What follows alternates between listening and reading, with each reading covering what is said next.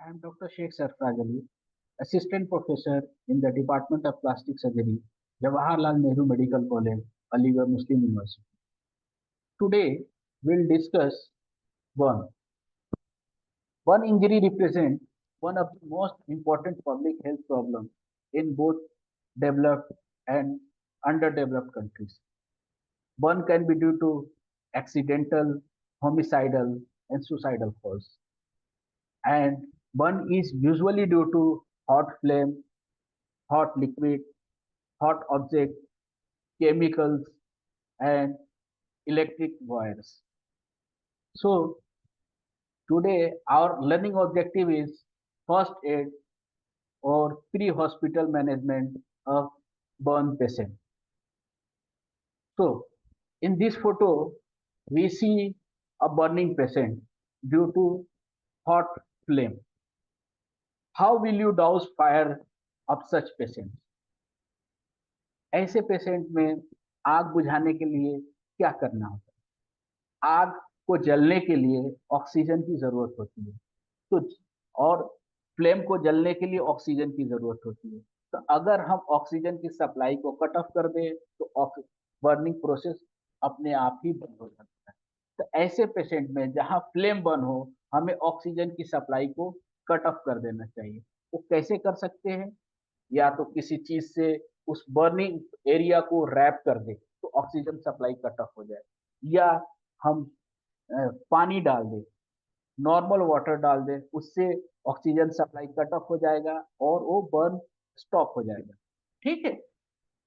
लेकिन अगर हम जैसे कि चादर यूज कर रहे हैं, रैप कर रहे हैं पेशेंट को जलने से बचाने के लिए, तो जब आग बुझ जाए तो हमें उस रैप को हटा खोल देना चाहिए। क्यों खोल देना चाहिए? अगर हम उसको कवरिंग को नहीं हटाएंगे तो उसके अंदर जो हॉट एयर होगा उससे बर्निंग प्रोसेस कंटिन्यू होती रहेगी, उससे बर्न डेप्थ बढ़ता रहेगा। ठीक है। तो ये एक तरीका है। दूसरा, अगर हम पानी डाल के आग को बुझा रहे हैं, वो एक बेहतर तरीका है। उससे क्या होता है कि उससे जो ऑक्सीजन की सप्लाई होती है वो कट ऑफ हो जाती है और जो बर्निंग एरिया है उसका टेम्परेचर भी नॉर्मलाइज हो जाता है। उससे क्या होता है, बर्न डेप्थ जो होता है वो कम हो जाता है। ठीक है। लेकिन एक चीज का खास ध्यान रखना है कि इन सारे प्रोसेस में रेस्क्यूअर को अपना ध्यान भी रखना है कि वो आग के लपेटे में खुद नहीं आ जाए, पहला चीज।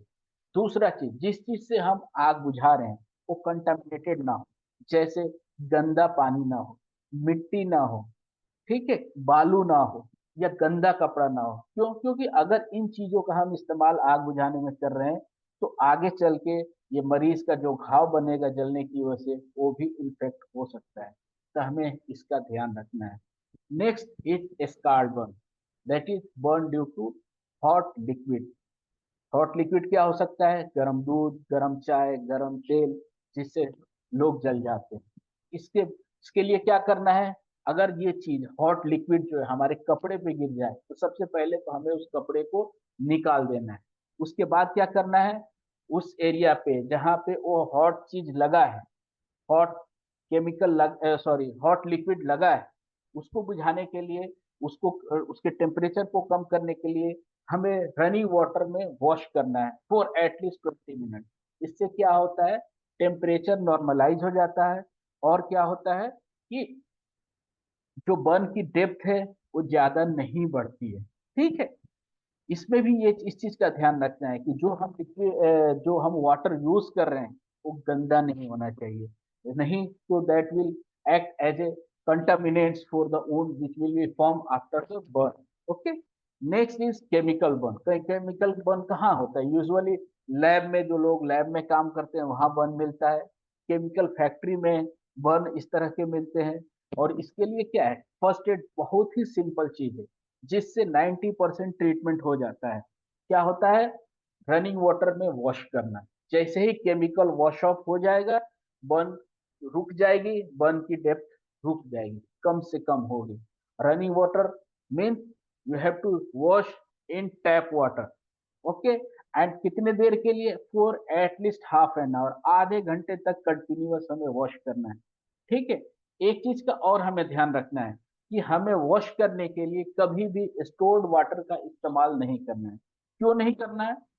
कि जिस एरिया पे बर्न हुआ है, फॉर एग्जाम्पल इस फोटो में दिख रहा है कि एक फोर आर्म पे केमिकल लगा हुआ है, उसको हमने वाटर में डिप कर दिया है, तो जो केमिकल लगा हुआ है वो स्टोर वाटर में जाएगा, उस वाटर को एक डाइल्यूट फॉर्म बना देगा, और उस dilute form of that chemical की वजह से बर्न का जो एरिया है वो बढ़ जाएगा।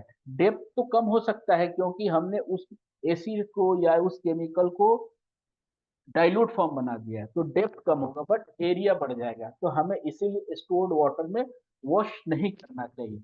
Next is electric burn. Electric burn में सबसे पहले रेस्क्यूअर को अपना ध्यान रखना, ठीक है।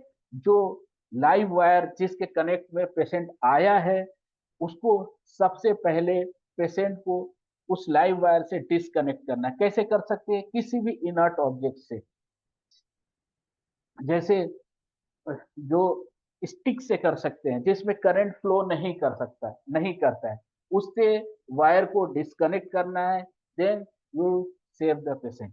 Okay, thank you.